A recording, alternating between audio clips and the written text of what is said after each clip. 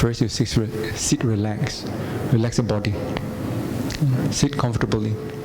Adjust the body and make it comfortable.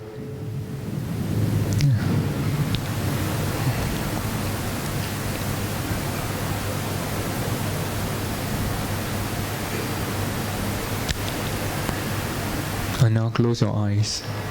Slowly close both your eyes.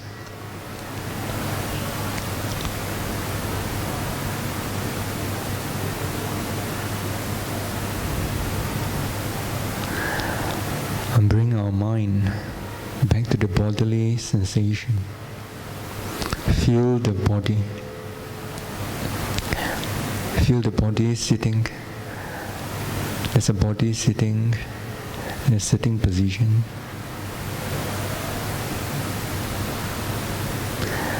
And feel the feeling at the crown of the head, on top of your head. Feel it. Feel the feelings there.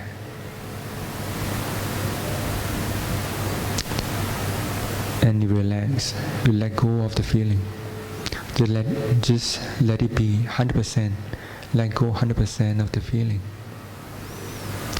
So immediately when you let go of the feeling, you're going to experience the relaxation, the sense of relaxation. You're going to feel relaxed. And then you move on, move down slightly further to your forehead and feel the feeling at the forehead. And you let go 100%. Let go of the feeling. Let it be.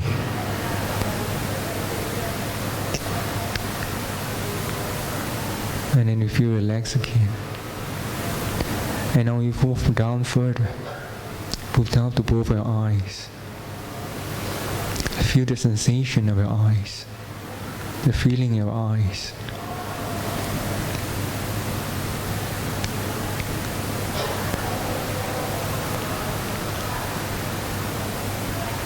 Once you feel it, you let it be. Let go of it. Let go of the feeling. And you find that you will relax right away. Both eyes are relaxed right away. And now you move on to both your ears. Feel the feelings at your ears.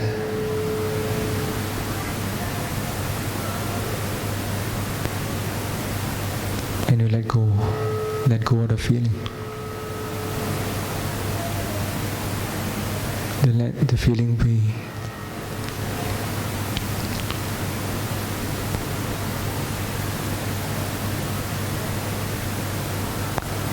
And you do the same for every part of the body.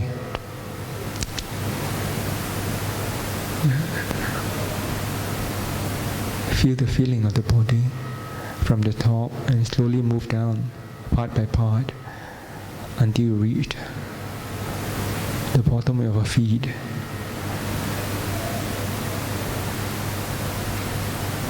So continue to do this from the top of the head slowly down to the bottom of our feet. One round, and repeat again the second round and third round.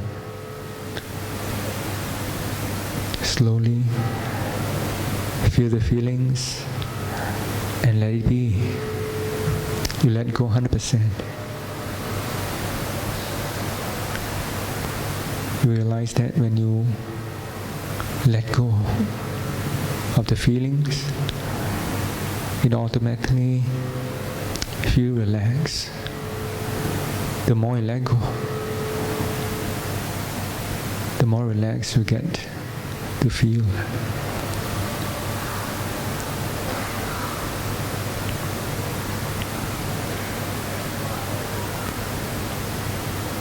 So the secret to relax the body is to know the feelings and let it be.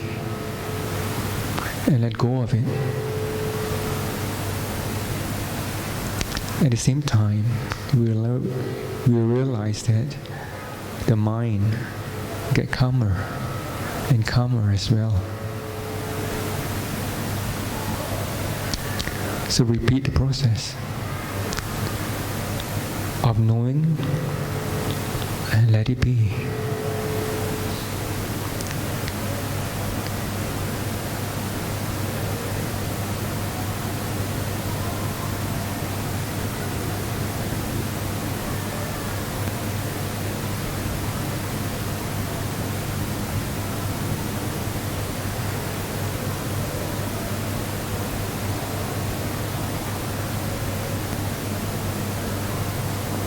You do it slowly. Do not need to rush.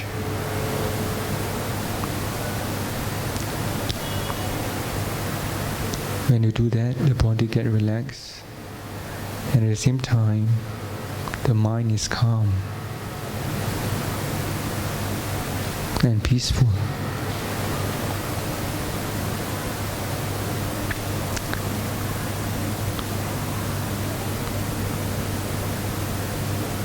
You're using the feelings of the body as the object of meditations. And sometimes you call it Vedananusati.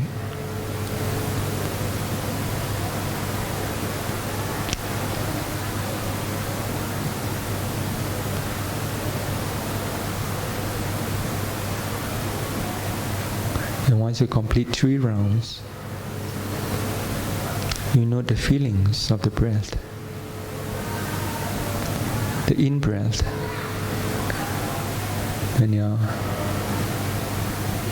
breathing in, inhaling, the feelings of the in-breath, the movement of the breath, the feelings of the breath. You know it, and you let it be. And the out-breath, you know the out-breath, the feelings of the out-breath, and you let it be.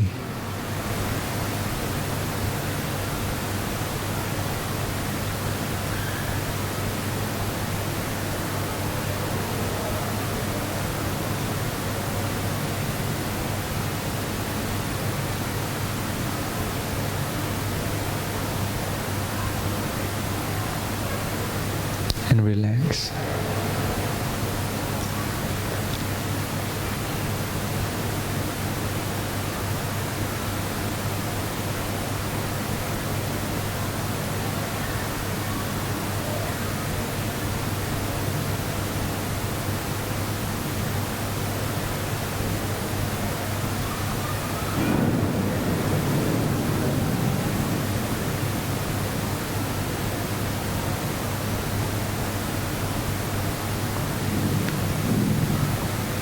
You know the breath. When you're breathing in, you know the feelings or the sensation of the in-breath.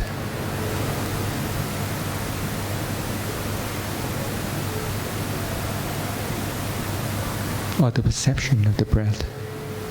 You perceive the in-breath and the out-breath.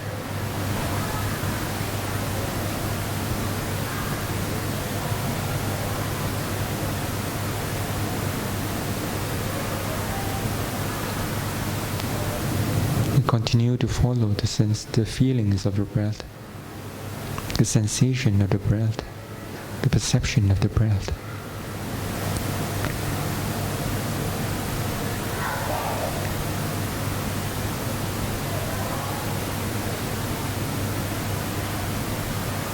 You have to remember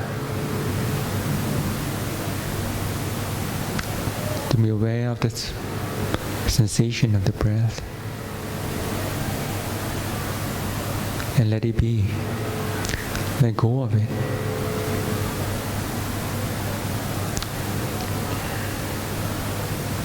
You know the breathing in, the sensation of in-breath. And you let it be. And the sensation of out-breath. You let it be.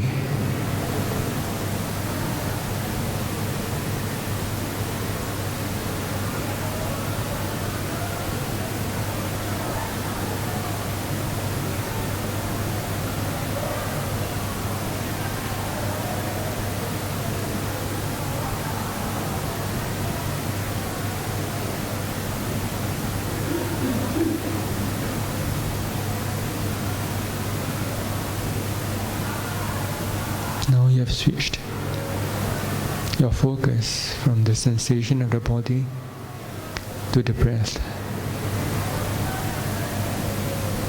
Just stay with the breath.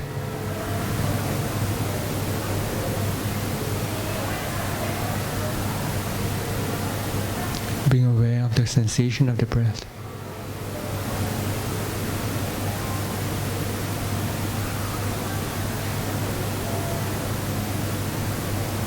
When you're breathing in, you know that there's in-breath. When you're breathing out, aware of the out-breath.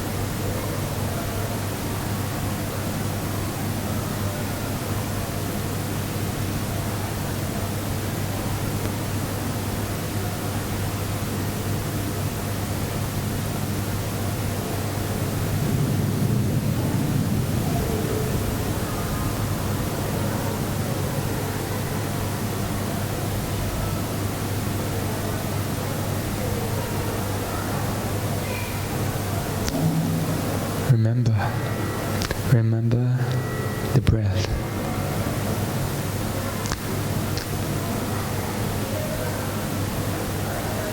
Feel the breath.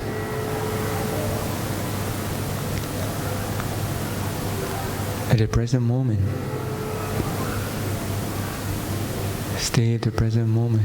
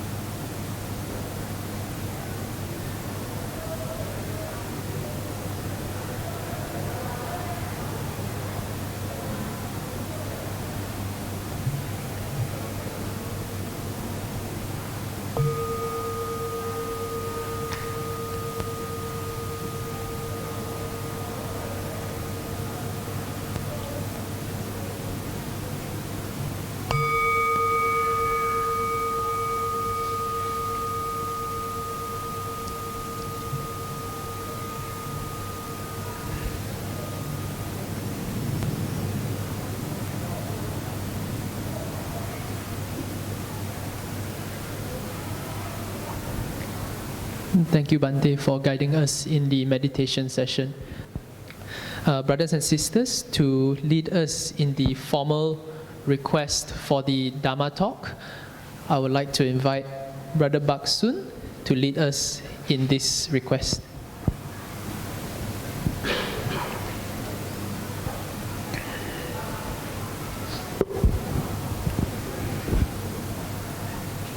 Brahmacalokadipati Sahambati Katanjalian Diwarang Ayacata Sandita Sata Parajaka Jatika Te Se Tu Dhammang Anukam Pimang Bhajan.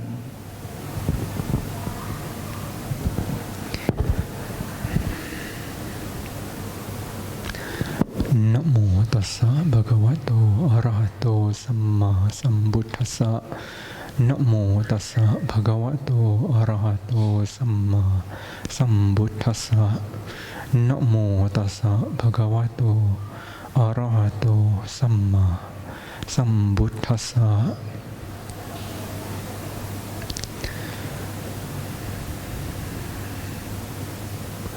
Welcome everyone.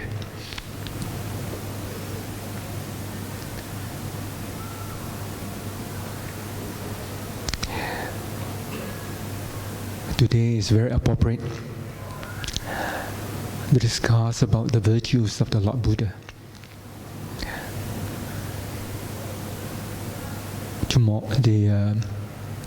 We are gathered here because of Wesak Day. And Wesak Day is reckoned as the day of the birthday of the Sammasambuddha.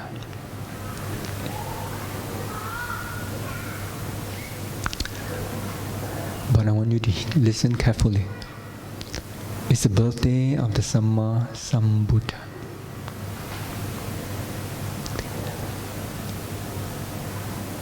Our teacher, the Lord Buddha.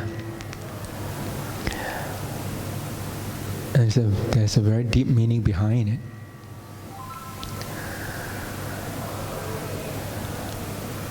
Before the birth of the Sammasambuddha, under the Bodhi tree, the Prince Siddhartha was also born on the same day. Were born at the same day. Is that right?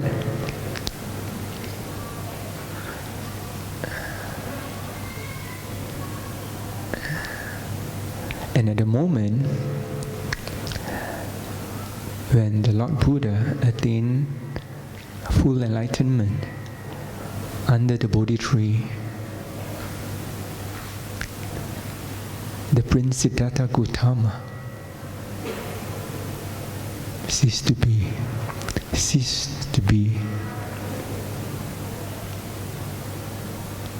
Understand the meaning? At the moment the full enlightenment happened, the Prince Siddhartha Gautama ceased to be. That means you cannot find the Prince Siddhartha Gautama anymore on the day when the full enlightenment happened. And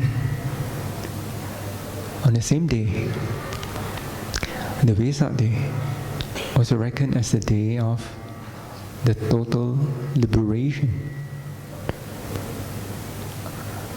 of the Sammasambuddha.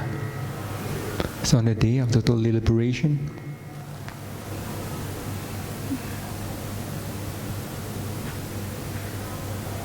the Sammasambuddha ceased to be.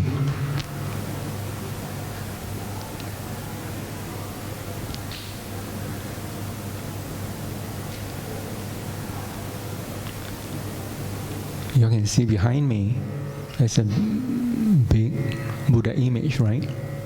Behind me, a big Buddha image. You don't know why? Why you have a Buddha image here?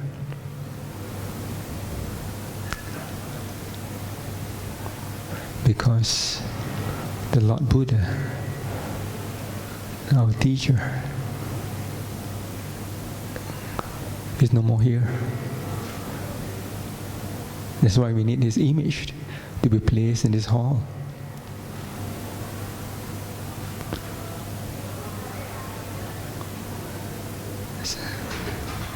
So when you're contemplating the Wesak Day,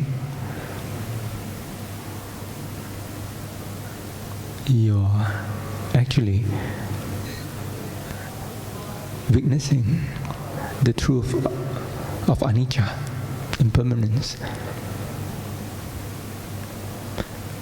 the birth, the full enlightenment, and the total liberations, and the change.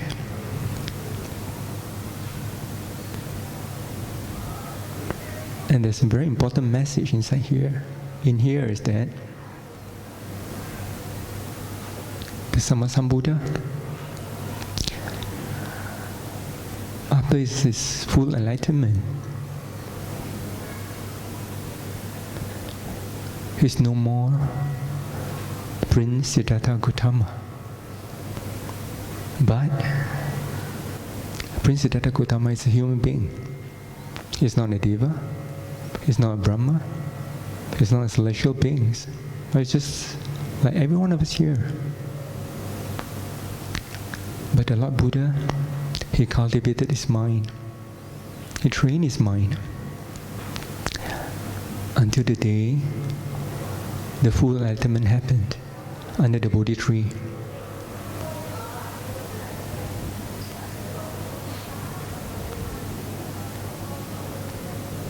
So the message here is that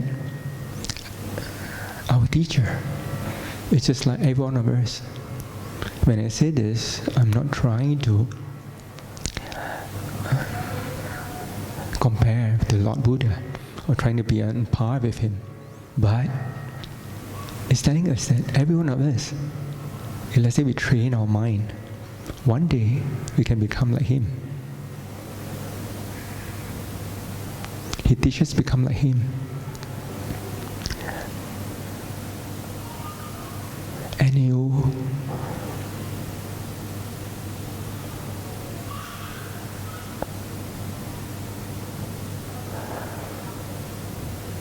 try to imagine just a normal person, a Siddhartha Gautama, at the time a prince. Before he go forth, renounce the world, he stay in a palace, stay in a comfort life. He have everything. He have a very beloved father, the King Suddhodana. His newborn baby, Rahula, and his wife, Yasodhara. But after renounce, he let go.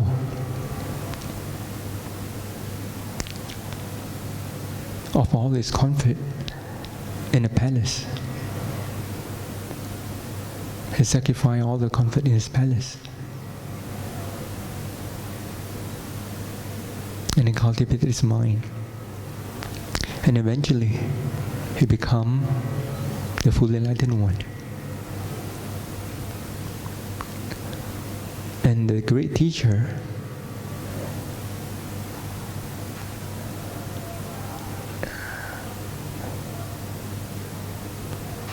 is actually just like every one of us. The Prince Siddhartha Gautama started off just like just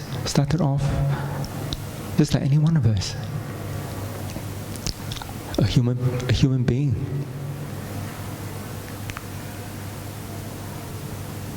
But eventually, he becomes the teachers of the three worlds. The sensual worlds, the Rupa Brahma worlds, and Arupa Brahma worlds. He's the teacher of all of them.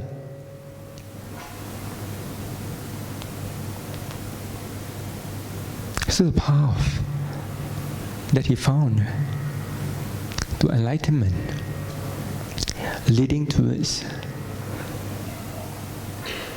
all human beings, every one of us here, lead us towards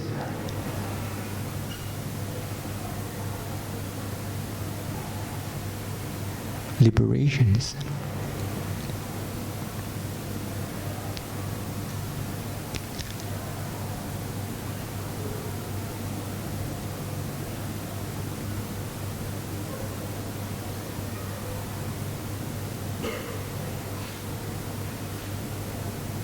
And in order for someone like him, a great being,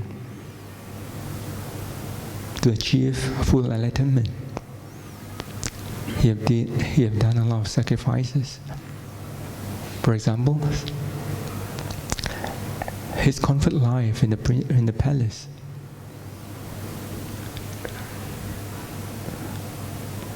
His father, King Suddhodana, built for him 3 palaces. One for a cold season, one for the hot season, and the other one for the rainy seasons. But when he described his life, you try to imagine the type of comfort that he experienced at the time. He says that he can stay in the palace for 4 months during the rain seasons without coming down and touching the ground. He's all the time in the palace. So you can imagine how much enjoyment he'd have in the palace. And when you describe the food that he takes in a palace life, even his servants is taking the food of the rich person in India at the time. And you can imagine how refined, how fine the food he's taking. He was taking at the time. So I'm mentioning all this is to tell us that how much the Lord Buddha, before he renounced the enjoyment, the comfort that he experienced in the palace,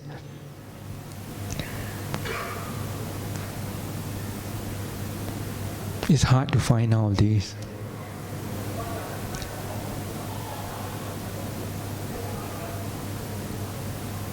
But because he's willing to sacrifice the comfort that he has.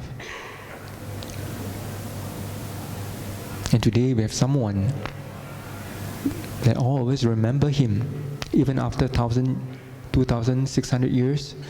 Every one of us still remembers him because he did a great sacrifice. And he never stopped sacrificing for all beings. After his enlightenment, there are 4 things that the Lord Buddha, we can see the duty of the Lord Buddha every day. He has these 4 duties. The first one is he guides the lay people, the lay disciples, during the daytime. And the night time, evening time, he guided the renunciant, the Sangha members. He teaches them. At night time, he guided the devas, the celestial beings.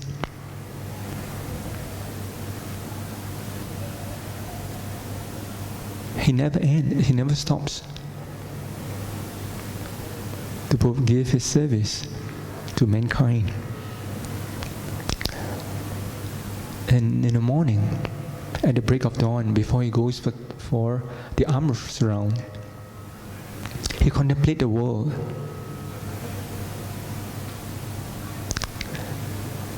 And see those beings that he can help. And he continues to help living beings with his compassion. And he gave away his service. He's giving it service all the time. Before the enlightenment, he sacrificed all his comfort. And even after the enlightenment, he also provides the service all the time to all human beings. So it's not easy to have a teacher like him. You try to imagine, if let's say you want to learn something from a teacher. If let's say your teacher is not any better than you, do you learn it from him? And not any better than you? He knows as much as you. Do you have anything to learn from him? No, right? We learn from the Lord Buddha because the Lord Buddha knows much, much more than us. He knows things that we doesn't know. And he's the teacher of mankind, the Devas, the Brahmas, and Arupa Brahmas. So in other words, he has to accumulate the knowledge, and he has to know exactly how to teach the Brahmas, the Arupa Brahmas, the Rupa Brahmas, the celestial beings, and all human beings. So we're trying to imagine, for any one of us, you want to be a teacher, it's not easy, right? But the Lord Buddha, he need to learn more than that in order to teach the Brahmas. So here what I'm trying to say is we have to, the effort and the sacrifices made by the Lord Buddha is great because of the great sacrifice that he made. Every one of us want him to be here. Even if he's already totally liberated, but we still have his image here. And we make his big image here. Because we want him to be here even after 2,000 over years.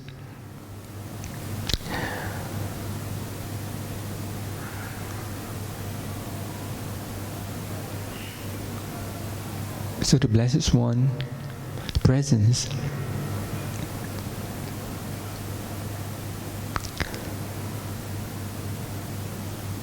can always be remembered because he sacrifices. He sacrificed so much for all beings. So today, the Wesak day,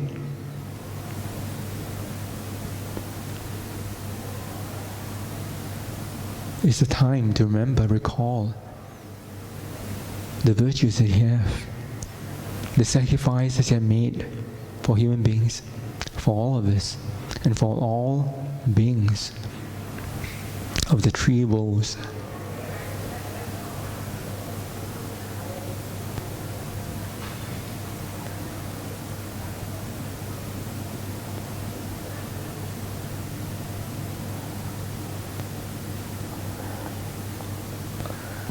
On the day that the first few days he had renounced the world, he left the palace and he entered the neighboring countries because he doesn't want his father, the King Suddhodana, to find him. So he leaves Kapilavastu and enters the neighboring countries.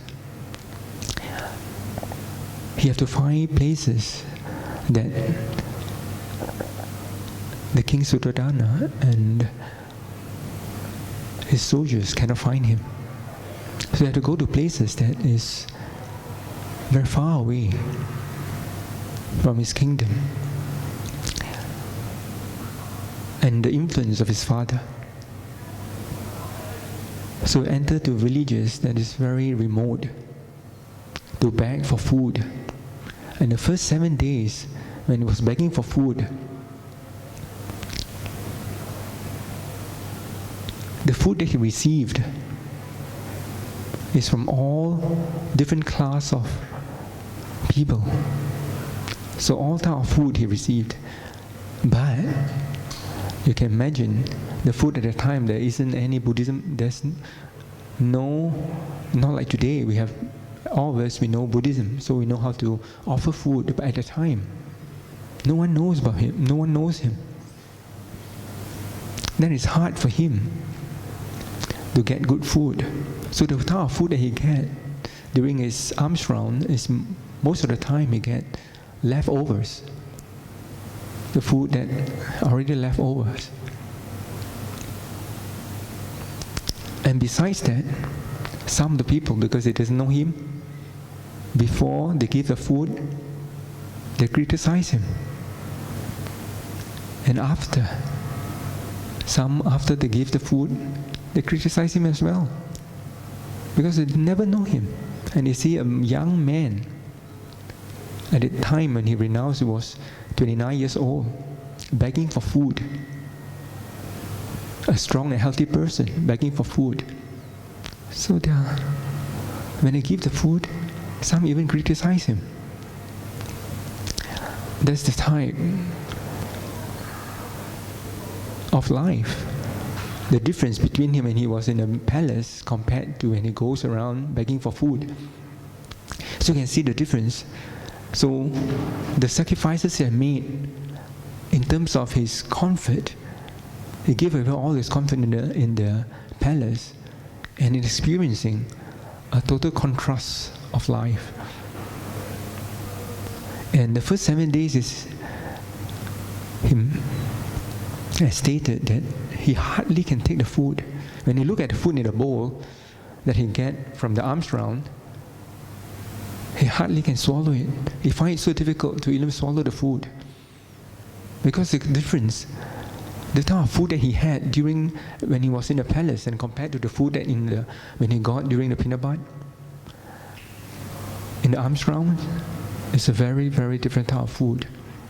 But if you have no choice, in order to survive as a new renunciant, you have to first swallow the food to survive.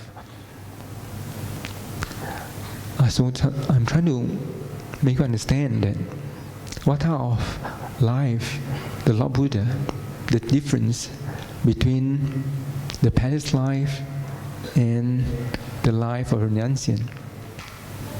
And those people who have been to India, you know, India has 4 seasons. You have rainy seasons, right? And the rainy season in India is not like Malaysia. The rain is very heavy. And within 4 months, almost every day it rains. Within the 4 months. And during the hot season, sometimes it went up to about 40 to 50 degrees. And cold season, when I was there at the time, it was 0 degrees. And luckily it was not negative. It was very cold. It's 3 seasons in India. Every 4 months change. But as a renunciant at the time, the Lord Buddha, you knows that he don't carry us around his pillows, his blankets, right? His mattresses. Do you think he have one? He don't. And where was he staying at the time? Under the Bodhi trees for 6 years. And when I was in India at the time, I went to the cave, the small cave that he was practicing. At first, before I was there, I thought there's a big cave. It was a big one. When I was there, I realized that it's not what I imagined. A small cave. I think you can't even walk around in the cave. It's just big rocks, huge rocks, and it's on top of one another. And it just can fit a person in there. And during the rain, heavy rain, I think it will get all wet in the cave. And that's a situation, that's a type of life that he had to experience at the time. But he doesn't mind. He doesn't mind it. Because something more important in him.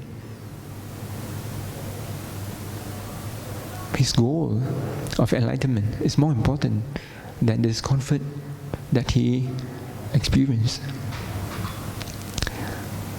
So I want you to understand that the Lord Buddha can undergo all this hardship, because the faith that he has for enlightenment. It's not easy though. It's not easy to do. Like for the people, for us, even we got an example of the Lord Buddha who have enlightened, And we have heard of people who walk the path and attain the same enlightenment. But when we listen to his stories or the Buddha's life stories, you know that it's not easy. It's so scary for anyone to do that. But at the time when he started, no examples. Nobody actually have attained the full enlightenment like him. But you can see his faith, that he wants to do something, his heart is so strong. And because of his past cultivations, he did a lot in the past. He cultivated a lot. That's why when they come to the last birth, he has all the faith to do things that is difficult to do. And it's not easy to find for a Sammasambuddha to appear in this world. So today we have the Sammasambuddha. We still, when I say we have the Sammasambuddha, means we have the teaching of the Sammasambuddha with us. We still can listen to his teaching. We can witness. Okay, let's say we continue, we follow his teaching. We can witness and experience what he taught us. The calmness, the samadhi, and the wisdoms. So in the Vesak Day is a very important day for us to recall the sacrifice made by the Lord Buddha, how much was sacrificed for all beings, and teaching them the path to liberations. Because before that, before the Lord Buddha appears in this world, no one knows. You can never hear from anyone. No one can tell us the path to liberations, to end the sufferings in our heart. All the worries, all the dissatisfaction in the heart, no one can give us an answer to solve the problem.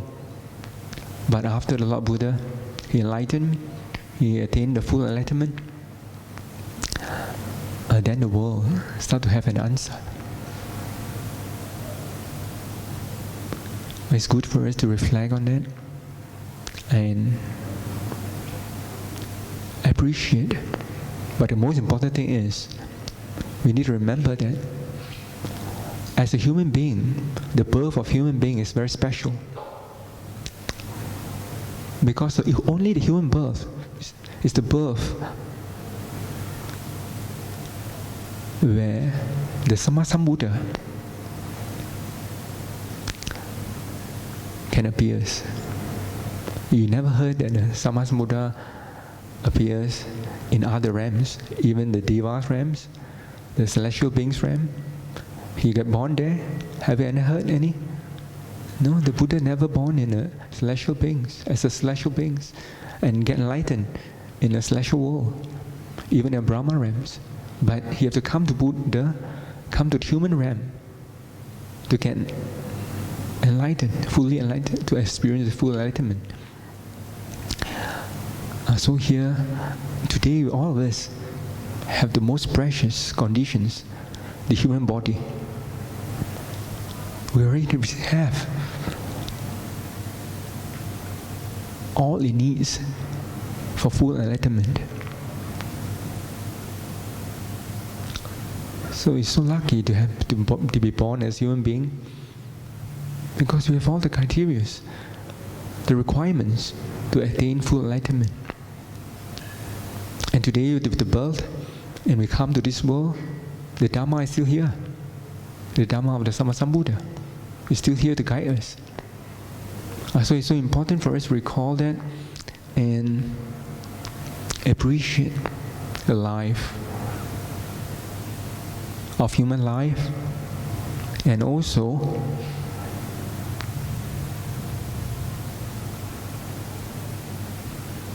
remember him.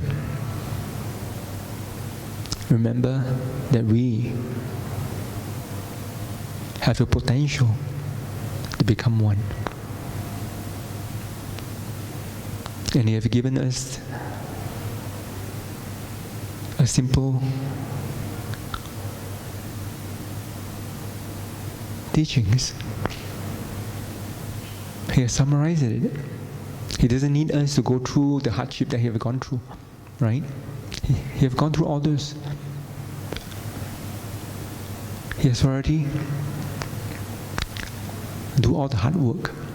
And now He found the path, and we just have to follow the path to experience the full enlightenment.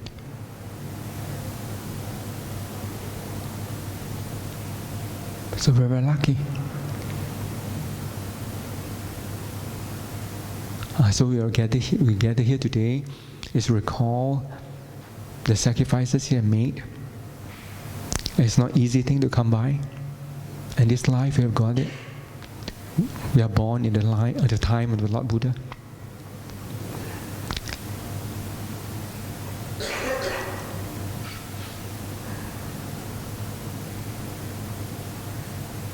And later we're going to do the recitation, recall His virtues.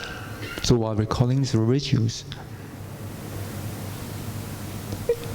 it comes with a very deep meaning, which is that the Lord Buddha has sacrificed for all of us.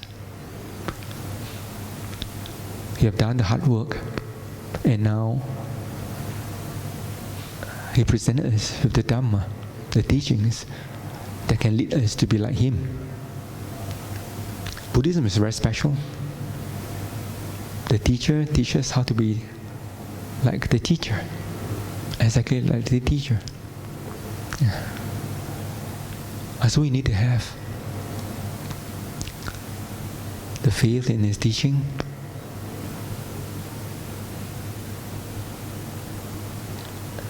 and remember Him, and hopefully this will inspire us to practice and follow His teaching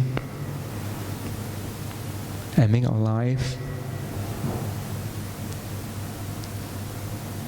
more inspiring, more peaceful, and more happy. I open for questions. Any questions?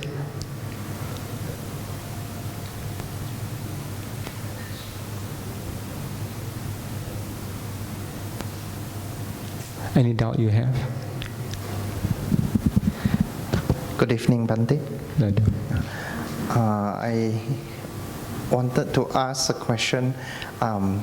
Is Buddhism a religion or a teaching of a way of life? Very good. Very appropriate question.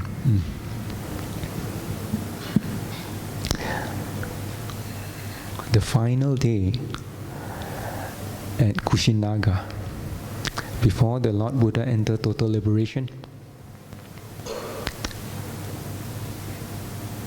He tells all the Sangha members, He tells everyone that after He entered Mahaparinibbana, or total liberation, our teacher is Dhamma Vinaya.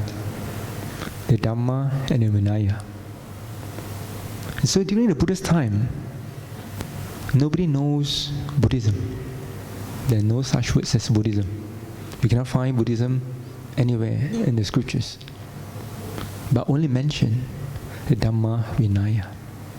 It's a new name we give it to the Dhamma Vinaya.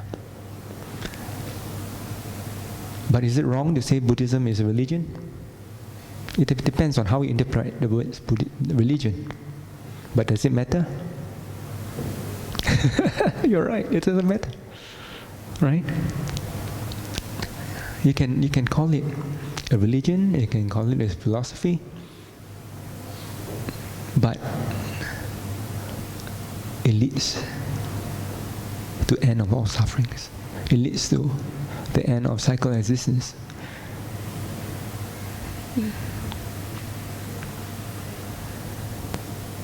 It leads to liberation. It doesn't matter. But it's important to remember that the Dhamma is actually the truth.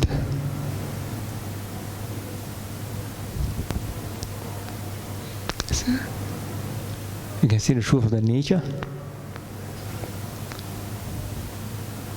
You can interpret the Dhamma in many ways. You can see the teaching of the Buddha is the nature, it's a law of nature, it's the truth about the nature. You can actually covers almost everything, right? But what's the most important? It's a very important point here. Very important point that you have to remember. And it helps you to solve a lot of your problems, of your questions, a lot of your doubts.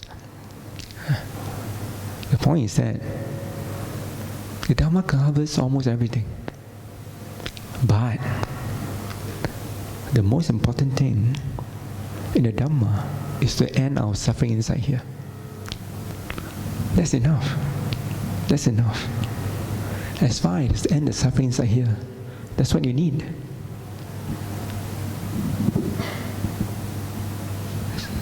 So, the Dhamma is not, although it covers the sand, the water, the sea, the mountain, the sky, but it's useless to the sea, the sand, the sky. But it's important for us because our heart. We need to end the sufferings in our heart. So the Dhamma is, let's say we use it to end suffering in the heart, is enough. We doesn't need everything.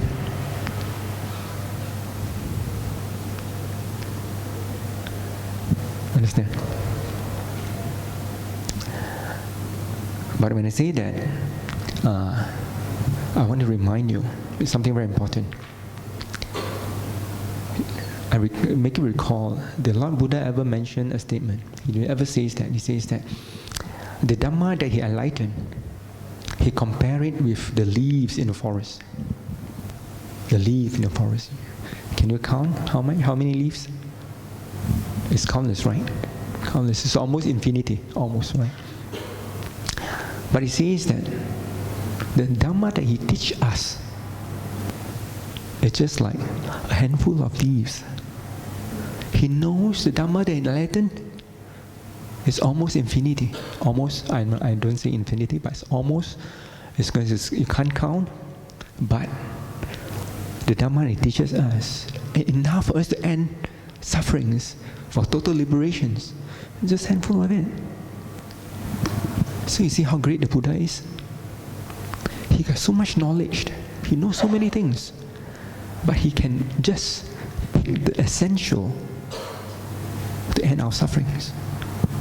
So his teaching is you can see how much wisdom he have. It's incomparable.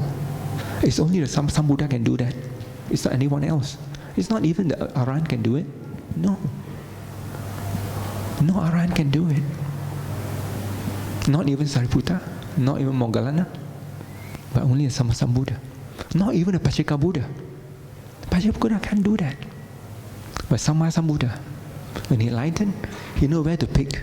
He just picked a handful of it, enough to address our problems, all our problems. So, but this is very deep in it, the meaning. When I say that, it also means that it's not the Dhamma. You cannot say that only those things in the books is Dhamma, right? Because he only teaches us enough to end our sufferings. But those that he doesn't teach us more than what he has taught us. You get a message? So let's say we conclude that whatever in the books only is right, it's the Dhamma, then we miss a lot. True? Yeah. Because it's not only in the books. In the books, recorded because that's the leaf that in his handful of leaf that he has taught us. But it's much more than that. He enlightened, but he never tells us.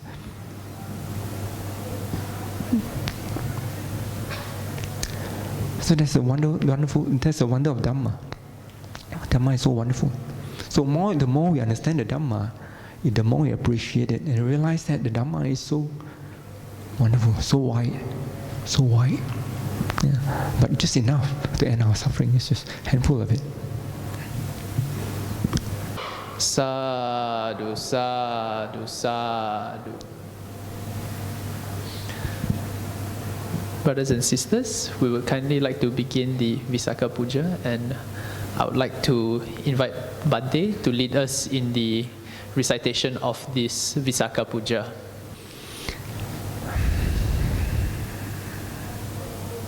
Handamayang Buddhasa Bhagavato Puba Bhaga Namakarang Karo Masi. Now let us chant the preliminary message of homage to the Awakened One, the Blessed One. Namo tassa bhagavato arahato samma sambuddhassa. Namo tassa bhagavato arahato samma sambuddhassa. Namo tassa bhagavato arahato samma sambuddhassa. And now your turn. Namo tassa bhagavato arahato samma sambuddhassa. Namo tassa bhagavato arahato samma sambuddhassa. Namo tassa bhagavato arahato samma sambuddhassa. Homage to the Blessed One, the Worthy One, the rightly self-awakened One. Homage to the Blessed One, the Worthy One, the rightly self-awakened One. Homage to the Blessed One, the Worthy One, the rightly self-awakened One. Yamam hako mayang. Yamam hamayam Bhagavantang saranang gata. Saranang gata.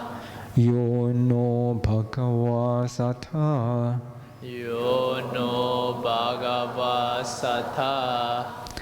Yasa cha mayang bhagavato dhammang rojema.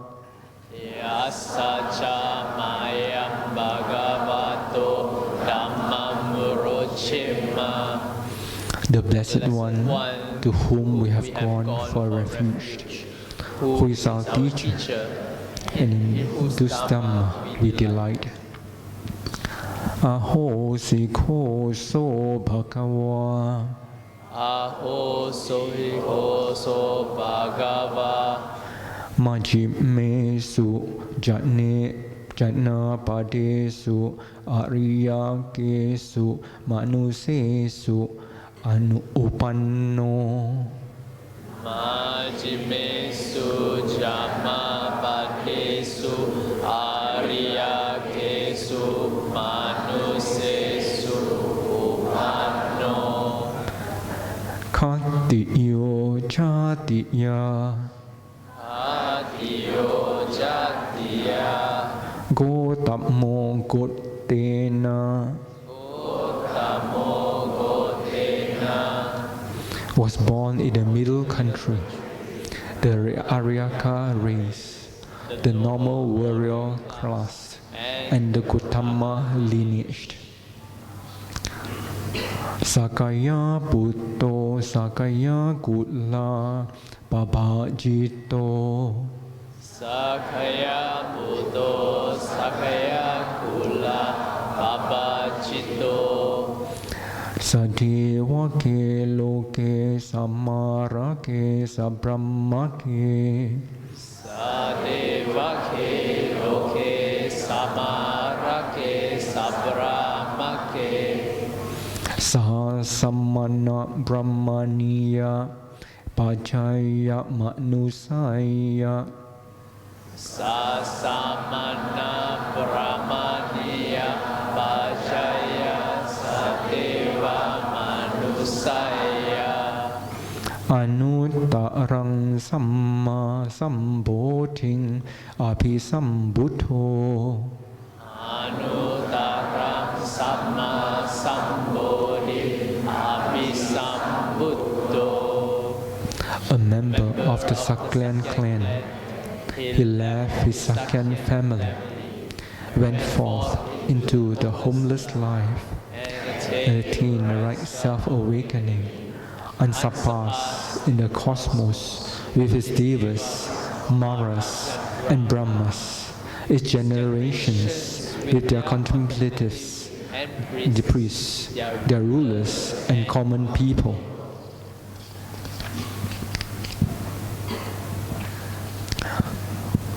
Nisa sayang ko so bhagawa.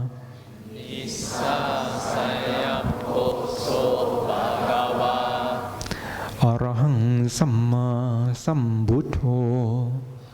Arahang samma sambuddho. Vijacharana sampanno. Vijacharana sampanno. Sukhato lokavidu. Sukhato lokavidu. Anuttaro purisa dhamma. Anuttaro purisa dhamma. Sarati sattha deva. Sarati sattha deva. Manusanang buddho bhagawa.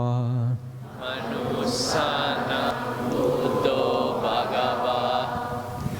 There's no doubt that the Blessed One is worthy and rightly self-awakened, consummate in knowledge and conduct, one who has gone the good way, a knower of the cosmos, and excelled as a trainer for whose the teacher for human and divine beings, awakened and blessed.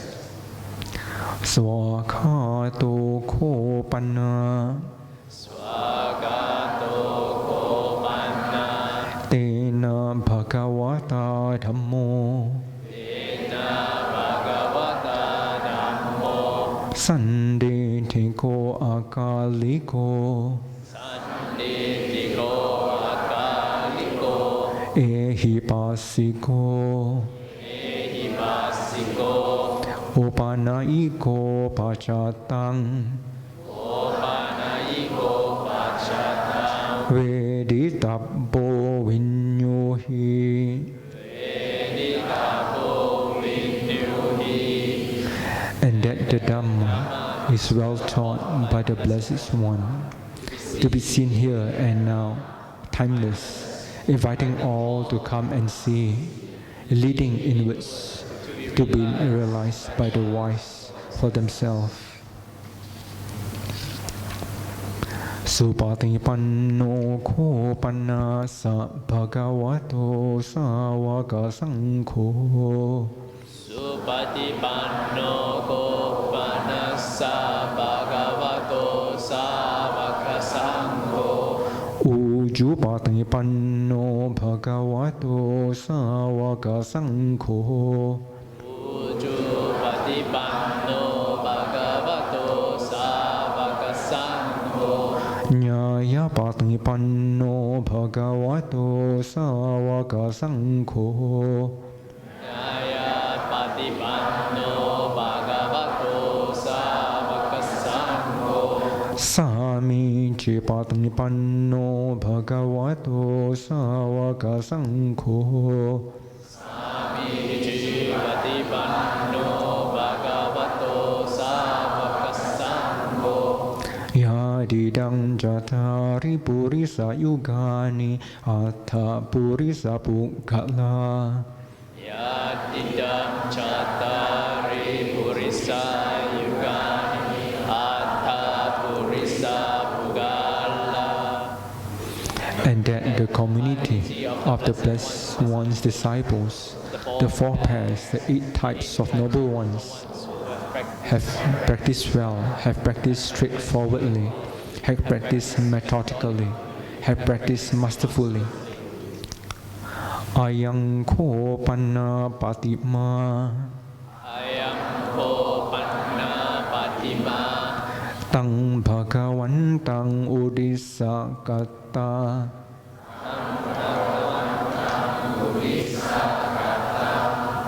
Patitha pita Adita kita Ya vate vadasanena Yavateva dasanena Tang bhagavantang anusaritava Bhagavantang anusarita Pasada sangvega Pasada samvega Patilabhaya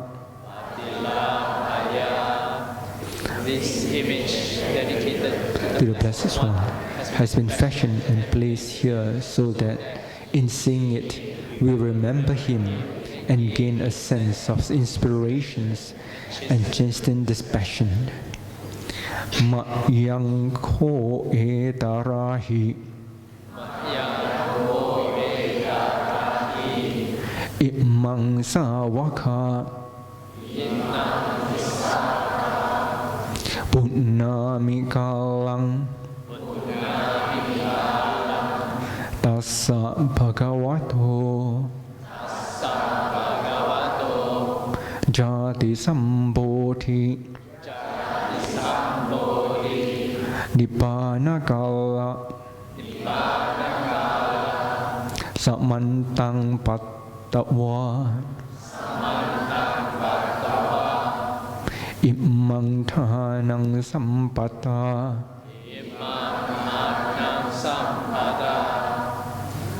Now, the Visakha recognized as the date of the Blessed One's birth, awakening and total liberation, we have gathered here in this place. Immedanda Dipadupadi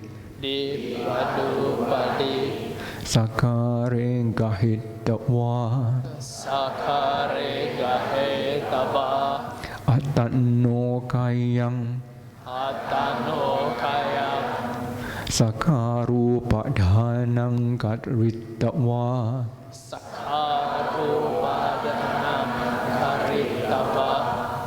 We take these offerings, candles, incense, so forth, and make our body a vessel for them.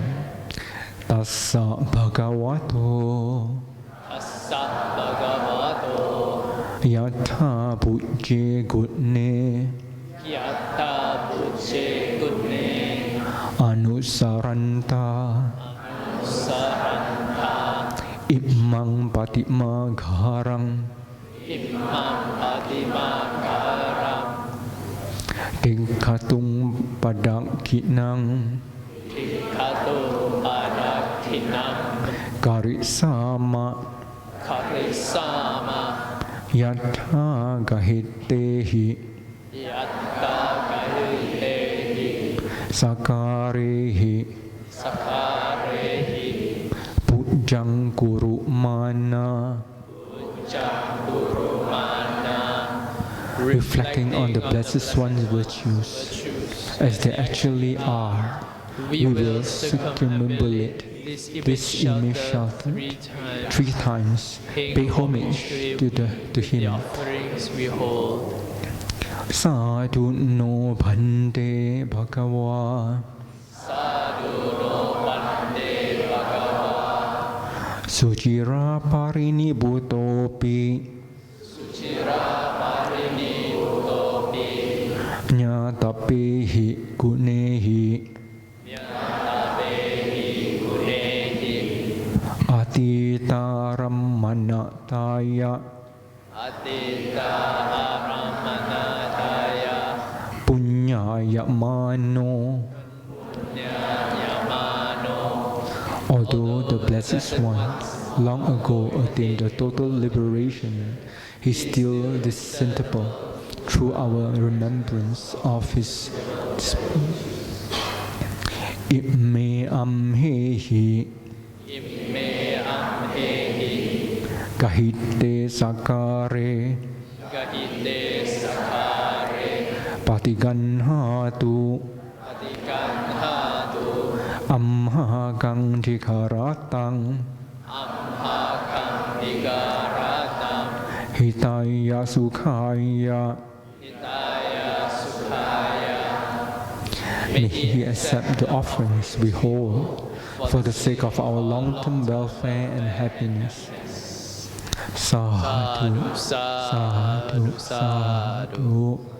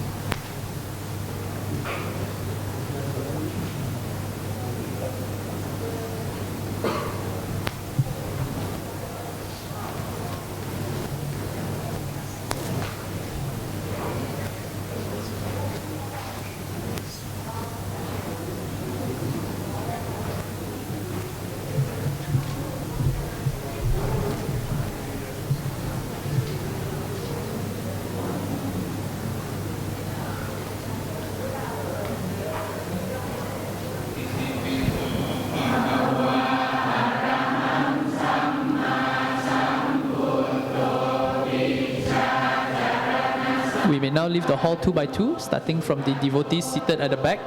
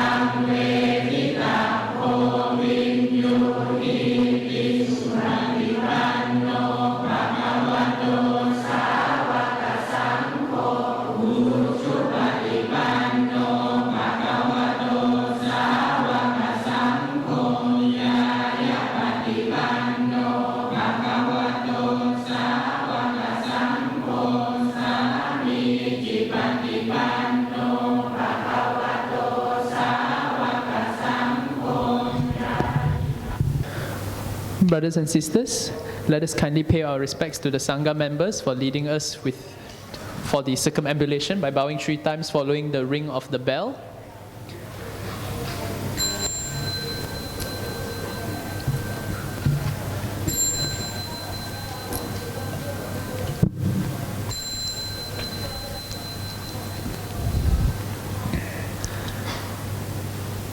Bhante, on behalf of all the devotees here, we'd like to thank you for the talk as well as leading us in the circumambulation. We would also like to kindly and humbly request for some Wesak Day blessings.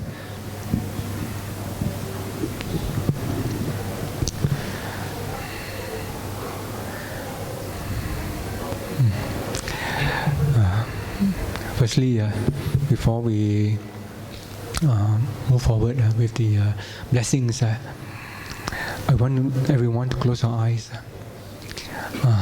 and sit relaxed.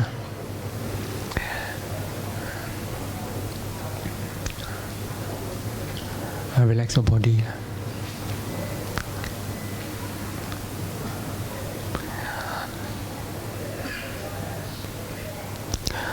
Remember just now what we did. We walk around the Buddha image in this Vihara. We walk around that image. And all of us are right shoulders facing the Lord Buddha, the image of the Lord Buddha. And go around the image. This is a form of respect. And also in our hand, we hold the lights. This is an offering.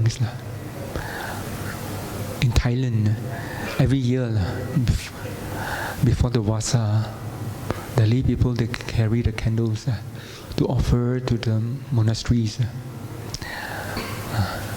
This is very important because the meaning of it is very important. The candles represent light, like the Dhamma. It lightens up our heart,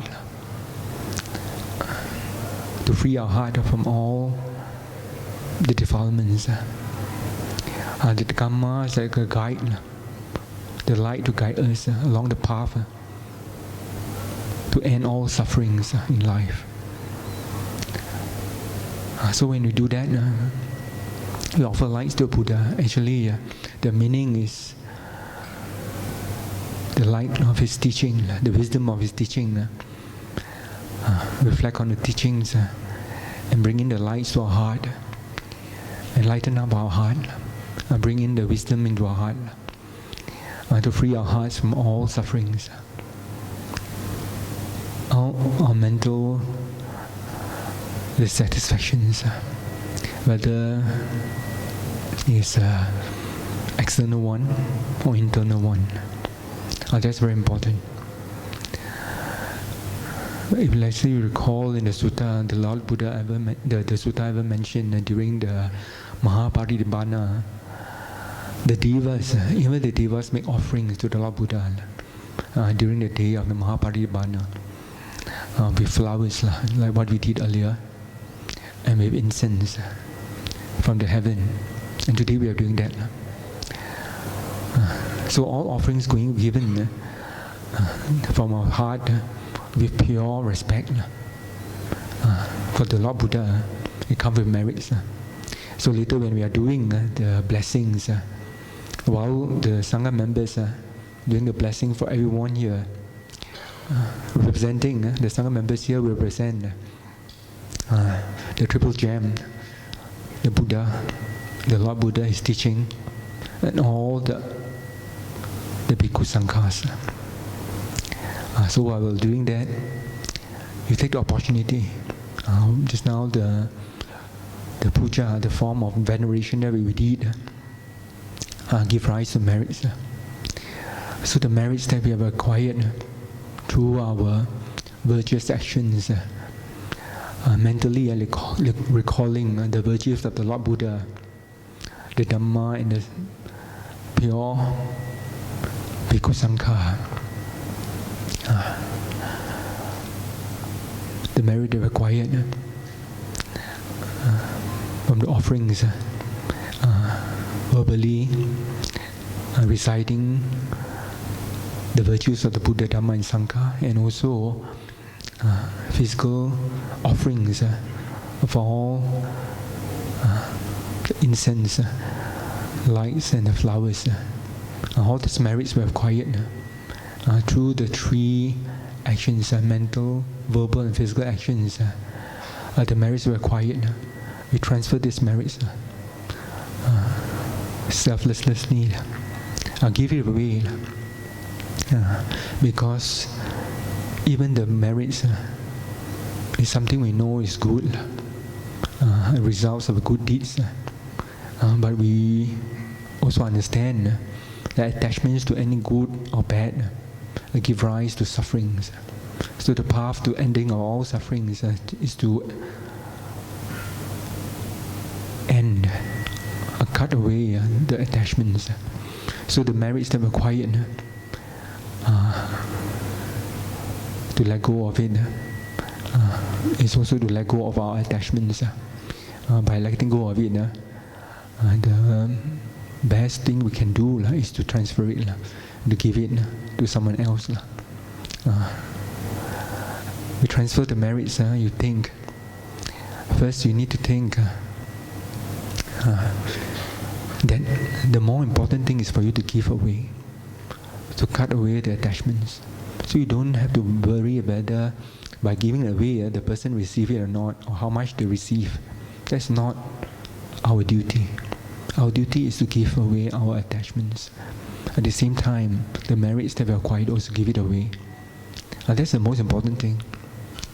So keep that in heart. That when you give the merits away, you think of our parents, number one, our father and mother. And then all our grandparents and our great-grandparents, our ancestors, all our family members,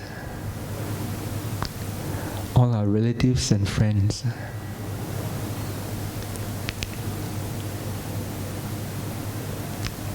And all the seen and unseen beings,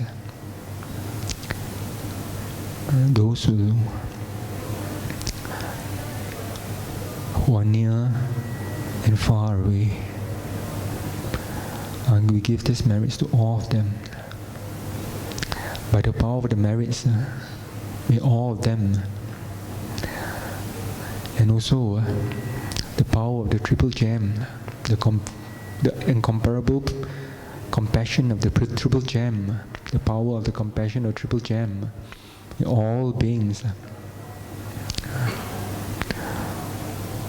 attain peace, calm, happiness, well-being, and may they all be free from all danger, free from all physical and mental sufferings, and may they all acquire whatever they need.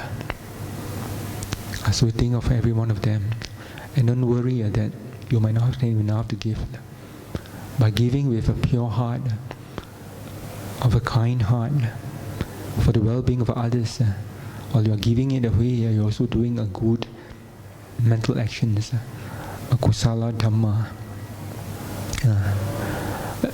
a very wise, wholesome actions. So with that, it brings more merits. So you can continue giving as much as you can. So think of all beings and give it away to all of them.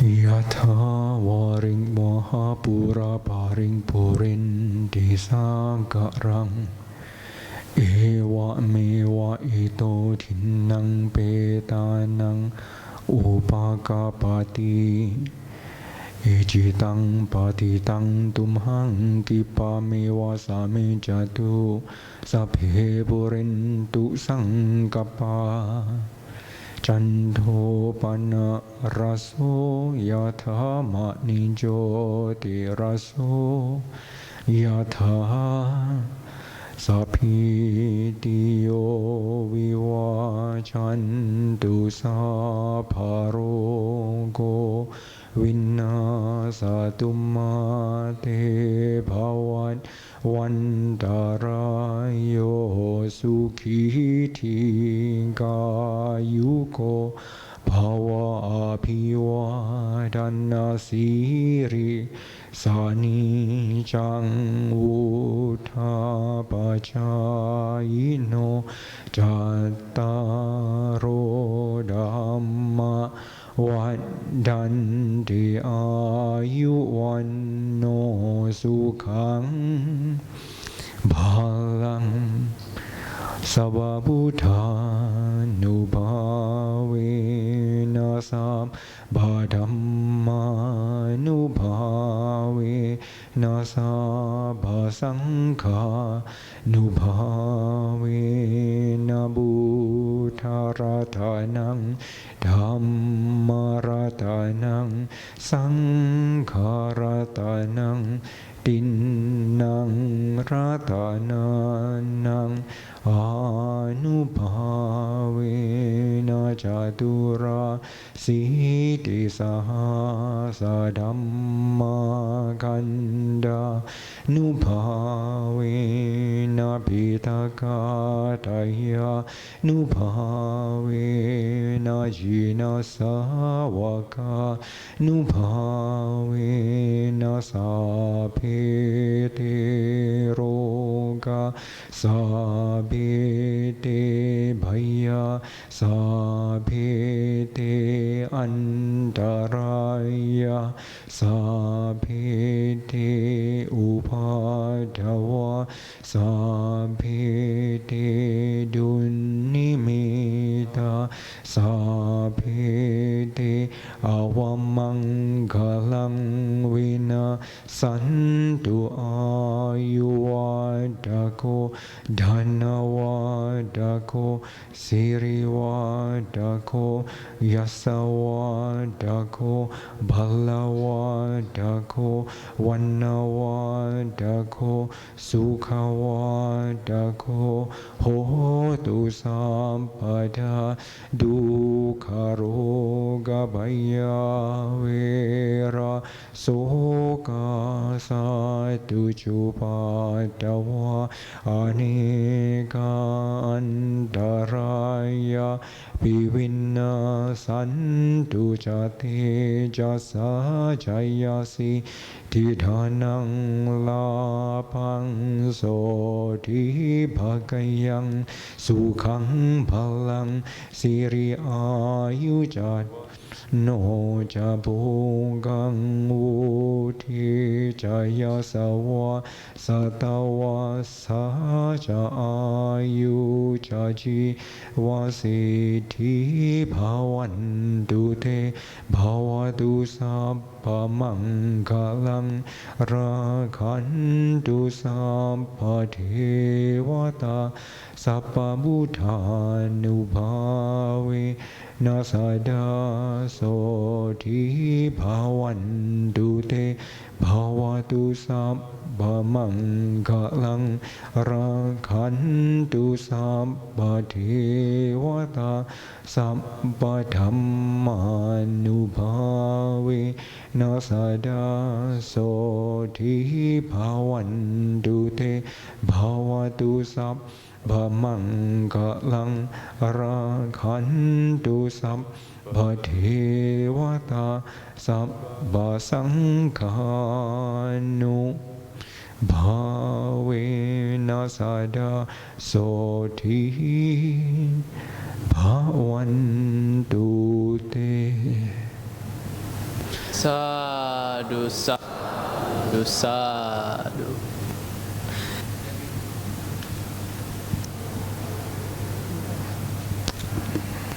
Before we leave this hall, what's the next agenda is? Next, we will have a quick break and we will be chanting Itipiso until 12 a.m. Very good. But last piece of advice before we leave this hall, which is that This is very important. We don't get to do it every day, right? Right? What I mean is that we gather here together, the strength of everyday hearts together, and we recite the Itipiso together. It's very significant because we don't do it every day together like this, once a year. And my advice is when we do it wholeheartedly. Just put aside everything at home and just leave it at home. Leave everything, whatever is at home, leave it at home. And just bring all our attention, all our heart into this recitations. And while you're doing it, enjoy doing it. Enjoy it. Because you don't get to do it every time. Only a significant day you do it. Yeah. And it's very powerful when you do it wholeheartedly. And some of the monks in Thailand, when recites Itipiso, they get into samadhi. But you have to do it wholeheartedly. Put all your attention there and forget everything else. The past, let it pass. The future, you might not know what might happen next. But more important is now. Let's say present is virtues, that's the most important. So bring the virtues of the Buddha into our heart. When we're chanting it, reciting the Itipiso is the virtues of Buddha bring inside our heart. I feel if only the virtues of the Lord Buddha. So it become very meaningful. So try this tonight, everyone.